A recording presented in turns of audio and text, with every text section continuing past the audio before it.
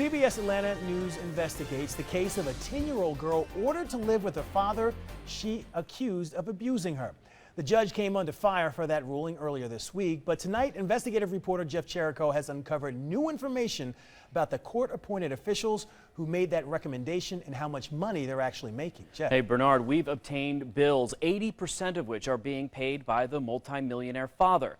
It shows a psychologist charged more than $27,000. A guardian billed more than $133,000, and the case doesn't go to trial for another month. So we wanted to know, why has it cost so much?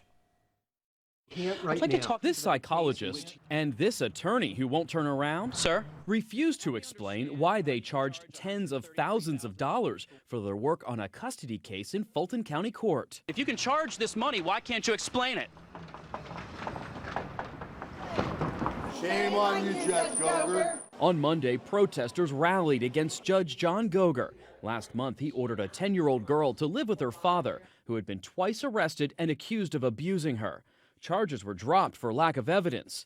We're hiding the mother's identity to protect her child. I never, ever thought that this kind of decision would be made. The judge made the order based on the recommendation of psychologist Howard Drutman, the custody evaluator, and attorney James Holmes, the guardian ad litem.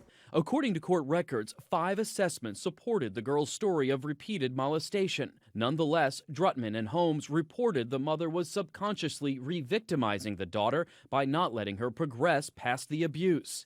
In 10 months, Drutman's bill surpassed $27,000. He didn't return our messages, so we found him at his office. I'd like to talk with you.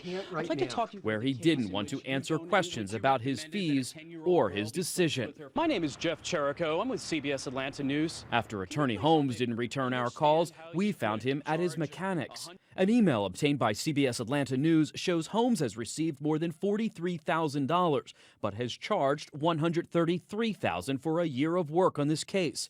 That's more than the $120,000 salary Judge Goger earned last year. Could you help me understand how you could charge $133,000 for one case? Holmes stood facing the garage wall until he left a few minutes later, avoiding our questions. They don't need to make that much money while they're preventing a child from being protected. At Monday's protest, Deb Beecham, the head of a resource center on custody issues, said she wonders whether money has influenced the decision. They brought in the right custody experts to manage the case, make the case more layered and complicated, so everybody's making a lot of money by sitting on the evidence.